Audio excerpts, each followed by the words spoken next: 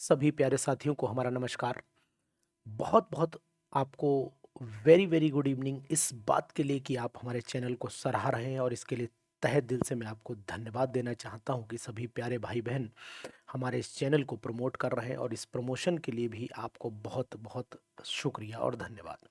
Question number 66 से हम लोग आगे सीरीज़ कंटिन्यू कर रहे थे, और ये सीरीज़ हमारे लिए बहुत ही इम्पोर्टेंट है, और बहुत ज़्यादा इम्पोर्टेंट इसलिए बन जाती है क्योंकि हम ये चाहते हैं कि आप ऐसे क्वेश्चंस जरूर करते रहें। Question number, which of the following ion is paramagnetic. इसमें पैरामैग्नेटिक कौन सा आयन, देखिए टीजीटी का पेपर है, लेकिन देख रहे हैं ना ताकत कितनी है टीजीटी के पेपर में।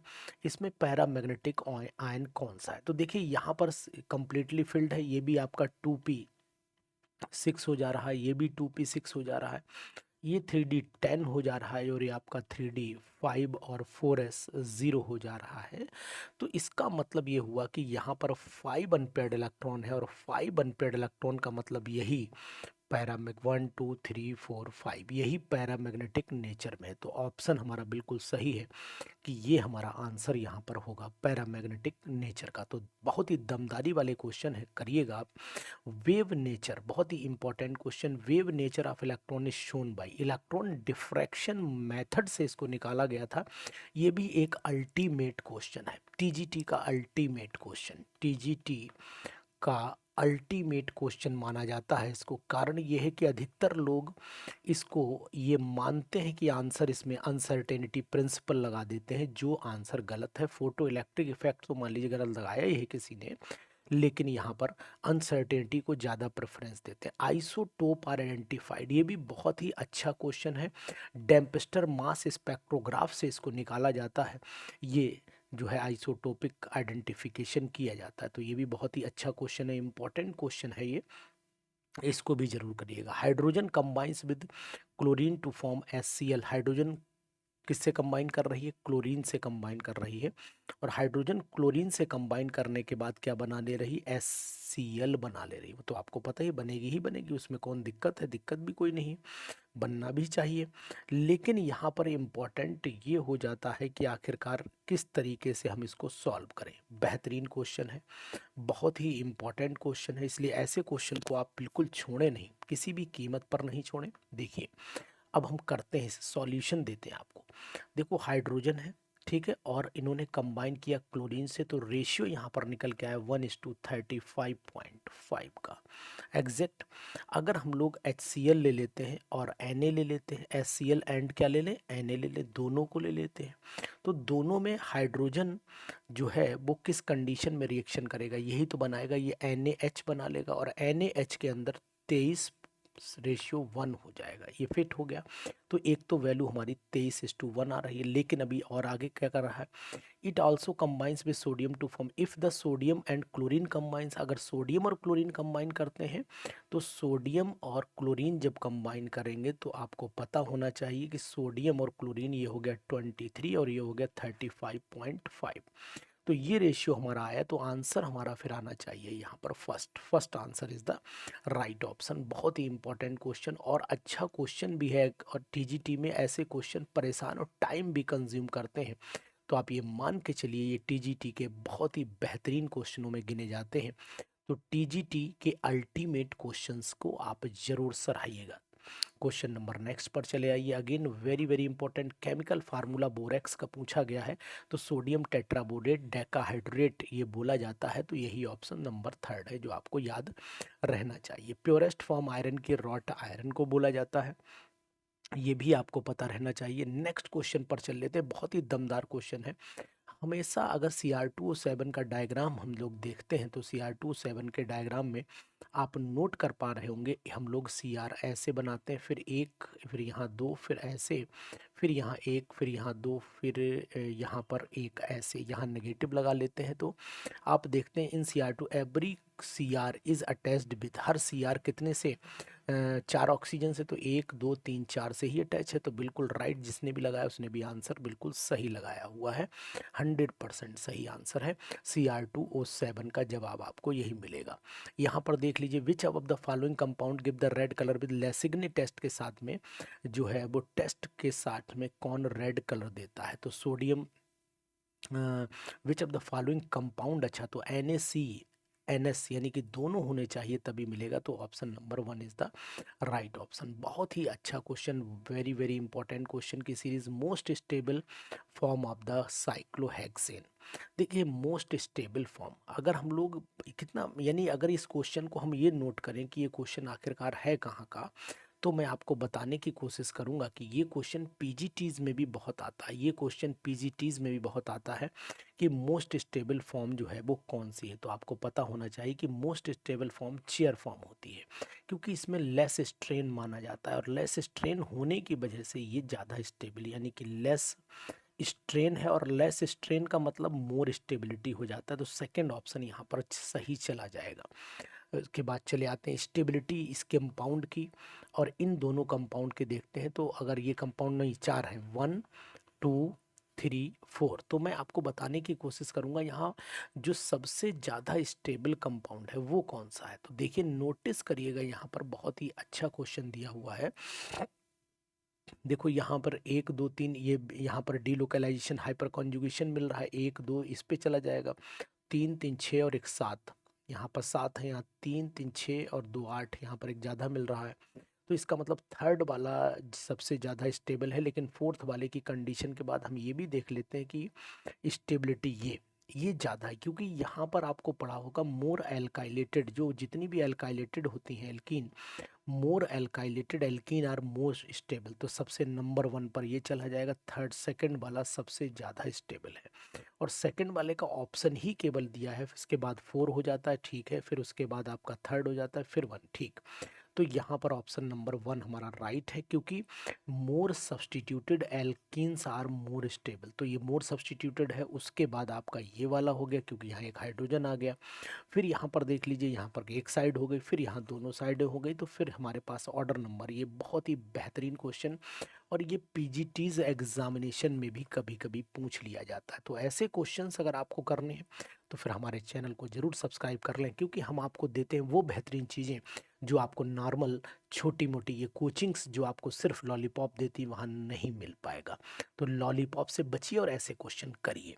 Ultimate TGT, number of the OH negative ions in 1 ml, आहा हा, कितना बढ़िया क्वेश्चन, 1 ml सॉल्यूशन की बात कर रहा है। ये क्वेश्चन जल्दी लोग गलत ही कर देते हैं, 100% गलत कर देते हैं। इस क्वेश्चन की गलती आपको बहुत जगह दिखाई देगी, तो मैं तो कहूँगा ऐसे क्वेश्चन बिल्कुल गलत मत करिए, और ज़रूर ऐसे क्वेश्चन को पढ़ते रहिए, ऐसे क्वेश्चन बहुत ही इंपॉर्टेंट माने जाते हैं। खैर मैं यहाँ पर बताऊँ number of OH in 1 ml solution, तो आपको एक चीज़ जानिए कि पीएच अगर 13 है, ये बात जानिए, अगर पीएच यहाँ पर 13 दे रखी है, तो इससे क्लियर हो जाता है कि H पॉजिटिव आयन की जो कंसंट्रेशन है वो 10⁻⁻13 हो जाएगी, ये तो क्लियर हो गया। तो अगर आप जानते हो यहाँ पर H positive ion is equal to, अच्छा H पॉजिटिव और OH नेगेटिव भी ले लो, दोनों की वैल्यू 10⁻14 होती है। तो अब यहाँ पर OH आयन कितनी बनी, H पॉजिटिव आप निकाल चुके हैं, तो OH आयन हमारी एक घट जाएगी, यानी 10⁻⁻1 मोलर रह जाएगी। तो अगर हम एक मोल सॉल्यूशन सिंपल ले लें, 1 ml, मोल नहीं 1 ml ले लें, 1 ml और H पॉजिटिव आयन, और वो भी 1 मोल होना चाहिए, ये बात ध्यान दीजिएगा। तो वैल्यू 1 मोल की कितनी, 0.1 इंटू 10⁻³ हो जाती है। तो इसका मतलब है 6.022 इंटू 10⁻23 इंटू 10, ये डेसिमल हटाओ, माइनस का 4 कर दो, 19 वाला ऑप्शन हमारा राइट हो जाएगा, यानी फोर्थ ऑप्शन हमारा राइट ऑप्शन यहाँ पर चला जाता है। तो बहुत ही अच्छा क्वेश्चन है।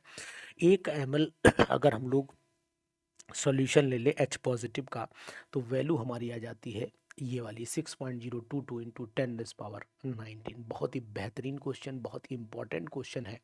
ऐसे question, Joule Thomson coefficient of an ideal gas, ये हमेशा 0 होती है, म्यू की वैल्यू यहाँ पर 0, आइडियल गैस के लिए म्यू की वैल्यू 0 आती है। बहुत ही अच्छा क्वेश्चन है, ये भी पीजीटीज में खूब आता है, पीजीटीज में खूब आता है, अल्टीमेट क्वेश्चन है टीजीटी के, ध्यान दीजिएगा।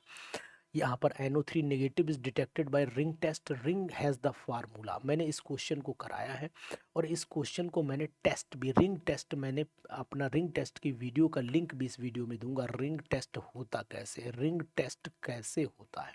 रिंग टेस्ट वीडियो मैं आपको लिंक दूंगा, ज़रूर देखिएगा। अच्छे अच्छे लोगों से रिंग टेस्ट नहीं होता है, लेकिन मैं आपको रिंग टेस्ट, मैंने अपने बच्चों को 12th क्लास के बच्चों को कराया था, तो उसका मैं जवाब आपको ज़रूर दूंगा, तो ध्यान दीजिएगा। नेक्स्ट क्वेश्चन आइए। First second third ionisation potential दिए हुए हैं सभी के।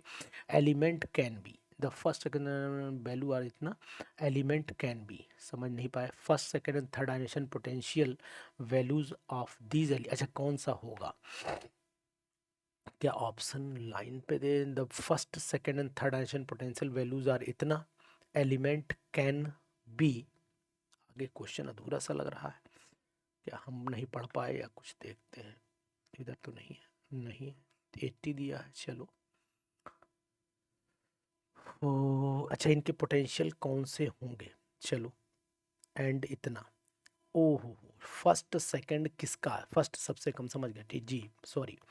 यानी कि फर्स्ट का सबसे कम किसका, बहुत अच्छा क्वेश्चन ये भी आपको जाएगा। और ये मैं कहूँगा कि ऐसे क्वेश्चन आप जरूर लगाइए, ऐसे क्वेश्चन आप जरूर लगाइए। कारण ये कि ये क्वेश्चन आपको बहुत मजबूती देते हैं, बहुत ज़्यादा मजबूती देते हैं।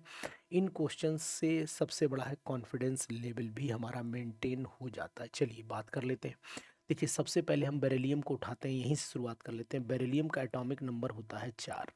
यहाँ पर 1s2 2s2 होता है। अगर हम लोग पहला इलेक्ट्रॉन निकालेंगे तो हमें ज़्यादा एनर्जी की ज़रूरत पड़ेगी, ज़्यादा एनर्जी की ज़रूरत पड़ेगी, तो ज़्यादा की पड़ेगी, तो पहली तो ज़्यादा है नहीं, 100 है, फिर एक 150 हो गई, थोड़ी सी बढ़ी, नहीं ये मतलब पहले में ही ज़्यादा होनी चाहिए, तो ये नहीं। बोरॉन देख लेते हैं, बोरॉन 1s2 2s2 और 2p, यहाँ पर 1 पहला निकला, मान लो 100 चाहिए, ठीक है। दूसरे में थोड़ी सी ज़्यादा चाहिए, तीसरे में फिर बहुत ज़्यादा चाहिए, नहीं होगा, फिर ये भी नहीं होगा। कारण ये कि तीसरे में बहुत ज़्यादा हो गई, और बहुत ज़्यादा का मतलब है कि तीसरा ये न्यूक्लियस के पास हो गया, और न्यूक्लियस के पास होने का मतलब फिर बेरिलियम हमारा ऑप्शन राइट होगा। तो सिंपल सी बात है कि अगर हम पहला इलेक्ट्रॉन निकालते हैं 100, तो दूसरे के लिए चलिए न्यूक्लियस के पास पहुंचा, थोड़ी सी बढ़ी, जरा सी बढ़ी है, लेकिन फिर एकदम बहुत हाई हो गई। एकदम बहुत हाई होने का मतलब है कि हम लोग बेरिलियम जब एटम लेते हैं, तो बेरिलियम एटम जो न्यूक्लियस के पास यहाँ पर 1s2 रह गई, इसमें से इलेक्ट्रॉन निकालना बहुत मुश्किल है, थर्ड वाला इलेक्ट्रॉन। तो इसलिए ये आंसर हमारा फिर बेरिलियम ही होगा, बोरॉन और ये फिर ऑप्शन हमारे नहीं होंगे। तो बहुत ही कितना बढ़िया क्वेश्चन है, ऐसे क्वेश्चन जरूर करना चाहिए। Alkali metals resemble copper family है। कॉपर फैमिली के अधिकतर जितने भी एलिमेंट होते हैं, एल्कली मेटल्स रिजेंबल्स फर्स्ट भी, क्योंकि वो +1 ऑक्सीडेशन स्टेट भी शो करते हैं। उनके सल्फेट और वाटर सॉल्युबल होते हैं। ऑक्साइड स्ट्रॉन्ग बेस होते हैं, तो ये तो नहीं है, कट कर दीजिए। ऑक्साइड इनके स्ट्रॉन्ग बेस तो नहीं होते हैं, है ना। जो फर्स्ट वी फैमिली के strong, in which of the following oxides strong acid भी नहीं होते। Sulphate are the water soluble होते हैं। कॉपर सल्फेट घुल जाता है पानी में, ठीक है, लेकिन नॉर्मल नहीं। लेकिन अच्छा यही आंसर है कि इनकी वैलेंसी, कॉपर फैमिली की जितनी वैलेंसी +1 भी होती है, मतलब वैलेंसी तो 1 होती है, वैलेंसी 1 होती है, प्लस तो नहीं लगता वैलेंसी में। इस कारण से ये रिजेंबल कर जाते हैं कहीं ना कहीं पर, ध्यान दीजिएगा। इसके बाद चले आइए, पोटेशियम नाइट्रोप्रोसाइड, ये कंपाउंड, यहाँ पर आयरन की ऑक्सीडेशन स्टेट +2, फेरिक फेरोसो नाइट्रोस, यहाँ देख लीजिए, वैसे भी आपको निकालते +2 हो जाता है, +x हो जाता है, -5 +1 = 0। तो यहाँ पर x = होता है -1 -2 +5, तो यहाँ पर +3 घटा दीजिए, +2 बचता है, यानी ऑक्सीडेशन स्टेट यहाँ पर 2 आ जाती है। ऑक्सीडेशन स्टेट आयरन की 2 आ जाती है।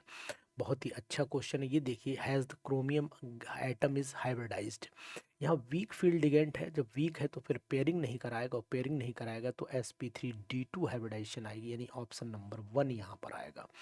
ऑप्शन 1 यानी कि आउटर ऑर्बिटल कॉम्प्लेक्स माना जाता है, ये आउटर ऑर्बिटल कॉम्प्लेक्स माना जाता है। बहुत ही अच्छा क्वेश्चन है, और ये पीजीटी एग्जाम्स के लिए भी बहुत सफिशिएंट क्वेश्चन मानते हैं।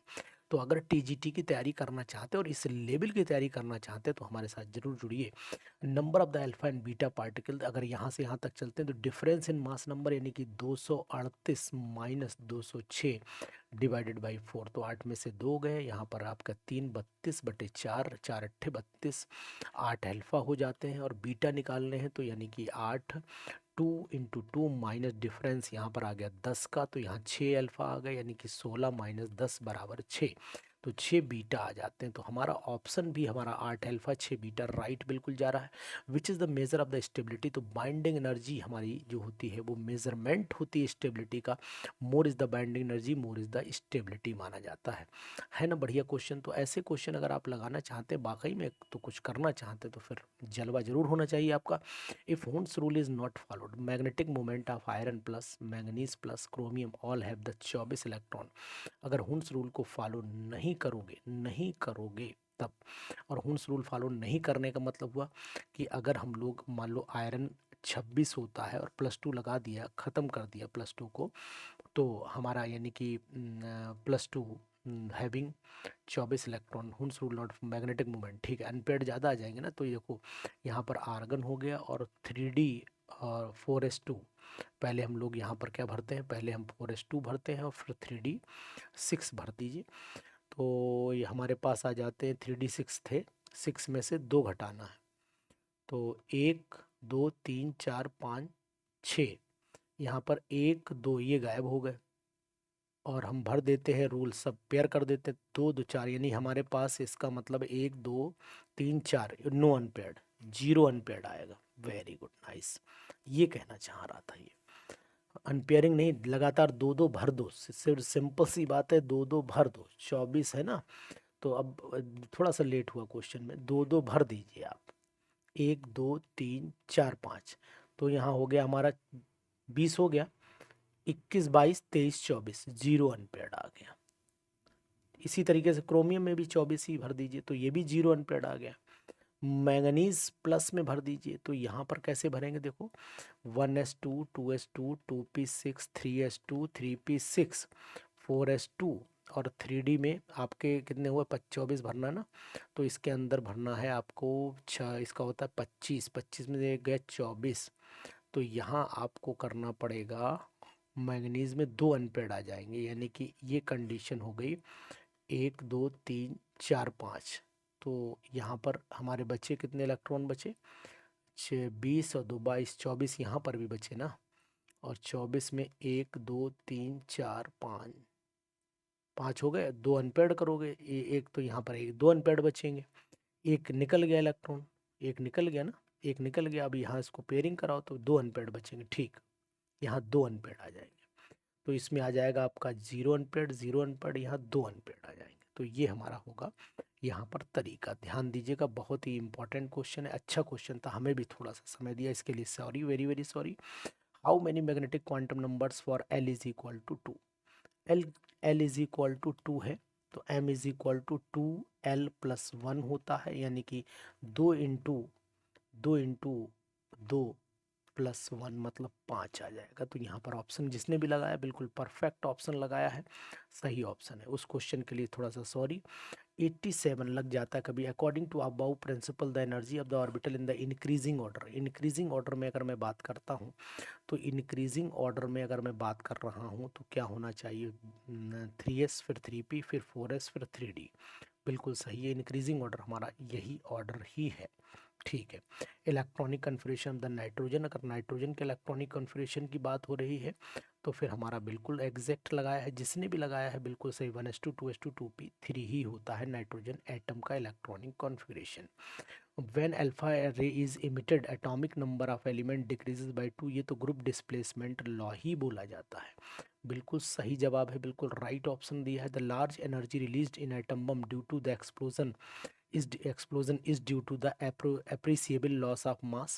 The large energy released, conversion of heavy atoms to lighter atom, ना appreciable loss of mass इसमें से लॉस हो रहा है। रिलीज ऑफ न्यूट्रॉन, रिलीज होने का मतलब एनर्जी रिलीज होना नहीं है। Conversion of heavy atoms into lighter, इससे कोई एनर्जी नहीं रिलीज होगी।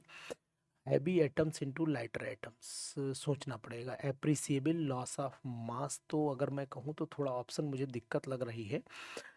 एक बार थिंक भी कर लीजिए, इस पर डिसीजन लेते हैं, फिर इस पर थिंक जरूर कर लीजिए, इस पर थिंक कर लीजिए, जिससे कि हमें भी समझ में आए कि आखिरकार इसमें हमें करना क्या है। तो वैसे तो अगर मैं ये कहूँ कि अगर हम कन्वर्जन मास का एनर्जी में करें तो ज़्यादा बेटर रहेगा, तो ऑप्शन यहाँ पर बोलना क्या चाहिए, हम लोगों को क्या ऑप्शन बोलना चाहिए, यानी कि अगर हम इसको ये कहें कि भाई एनर्जी रिलीज हो रही है एटम बम में, एटम छोटे छोटे पार्ट्स में, बड़ा एटम जो है छोटे पार्ट में टूट रहा है, तो इसका कंसेप्ट क्या होना चाहिए? मतलब लार्ज एनर्जी रिलीज तो हो रही है, लेकिन ऑप्शन हमको क्या देना चाहिए? अगर थोड़ा सा हम फार्मूला लगा करके भी देख लेते हैं, कौन सा formula? Is equal to M C square ही लगा लेते हैं। चलिए is equal to M C square लगा देते हैं। तो फिर मुझे जो ऑप्शन समझ में आ रहा है वो यही आ रहा है कि release of large amount of energy वो इस बात पर मास पर डिपेंडेंट कर रही है, मास पर डिपेंडेंट कर रही है। तो is due to the formation of lighter atoms ही हमारे हिसाब से होना चाहिए। ठीक, तो बताइए ऑप्शन हम क्या लगाएं इसमें? ऑप्शन हम लोग क्या लगाएं बोले? इसमें हम लोग ऑप्शन क्या लगाएं कि हमारा बेटर है? इस पर क्वेश्चन पर थोड़ा सा आप लोग भी हमें अपना नज़रिया दीजिए, और जब आप नज़रिया देंगे तो फिर इसका मतलब है यही ऑप्शन मेरे हिसाब से सही आना चाहिए। हाँ, is equal to M C square ही आना चाहिए। बोली ठीक है ना? चलिए इसी को कंफर्म कर लेते हैं, बाद में आप भी अपना व्यू दे दीजिएगा। अपना व्यू इसी के अकॉर्डिंग मास अगर बहुत स्लाइटली लॉस होगा तो फिर एनर्जी में बहुत बड़ा चेंज हो जाएगा, क्योंकि सी यहाँ पर स्पीड ऑफ लाइट है। जरा सा मास कम करिए दे भाई, ई अपॉन सी स्क्वायर। अगर मान लो मास हम लोग यूनिट कर दें, मास यूनिट कर दें, तो फिर ई जो है एनर्जी मास सी लाइट की स्क्वायर की वेलोसिटी के बराबर हो जाती। तो एप्रिसिएबल लॉस ऑफ, यही ही आंसर होना चाहिए। बिल्कुल राइट, सही कर लीजिए। Which of the following is amphoteric? Zinc oxide amphoteric है। According to which law CO and CO2 are formed? तो किस लॉ के अकॉर्डिंग जो है CO और CO2 बनती हैं? तो आपको पता होना चाहिए किसके अकॉर्डिंग बनती हैं। आप बताएंगे हमें, इस बात का जवाब देंगे। बहुत ही बेहतरीन क्वेश्चन ये भी है, और इस क्वेश्चन का जवाब भी आपको देना चाहिए कि आखिरकार इसका कौन सा जवाब होगा। तो लॉ ऑफ कांस्टेंट प्रोपोर्शन हो जाता है, लॉ ऑफ कांस्टेंट प्रोपोर्शन हो जाता है। कौन सा होता है? मल्टीपल प्रोपोर्शन है जी। तो ये हमारा सही, बिल्कुल सही जवाब दिया आपने, लॉ ऑफ मल्टीपल प्रोपोर्शन है। तो ये थे हमारे बेहतरीन क्वेश्चन, अल्टीमेट TGT के क्वेश्चंस। जरूर करिए ऐसे क्वेश्चन, और अगर किसी भी क्वेश्चन में थोड़ा सा भी डाउट लगे तो हमारे साथ जरूर डिस्कशन करिएगा। इन क्वेश्चंस को भी आप जरूर कर लीजिए। न्यूट्रॉन किसने डिस्कवर किया? न्यूट्रॉन जेम्स चैडविक ने डिस्कवर किया। कौन सा ऑक्साइड एसिडिक है? सल्फर डाइऑक्साइड एसिडिक है। और किसी भी गैस का वॉल्यूम जो होता है वो 0 केल्विन पर, यानी कि 0 kelvin, which eight which of the following temperature volume of any gas becomes 0? तो 0 डिग्री सेल्सियस मतलब -273 हो जाता है। -273, यानी आप जानते हैं 0 केल्विन की अगर बात करते हैं तो -273 बन जाता है। तो ऑप्शन हमारे पास में हो जाता है यहाँ पर 0 डिग्री सेल्सियस मतलब 273 हो गया, 273 केल्विन हो गया ना। तो किसी भी गैस का वॉल्यूम 0 डिग्री सेल्सियस पर नहीं, नन होगा। यहाँ पर ऑप्शन नन लगाइएगा, यहाँ ऑप्शन नन लगाना, ये ऑप्शन यहाँ पर राइट नहीं होगा। चलिए, तो फिर मिलेंगे फिर आपको अल्टीमेट क्वेश्चंस के साथ। इनमें जिन क्वेश्चंस में आपको डाउट लगे तो ज़रूर उसको आप हमारे इस नंबर पर भेजिएगा, हम आपसे डिस्कशन ज़रूर करेंगे। Thank you, good day.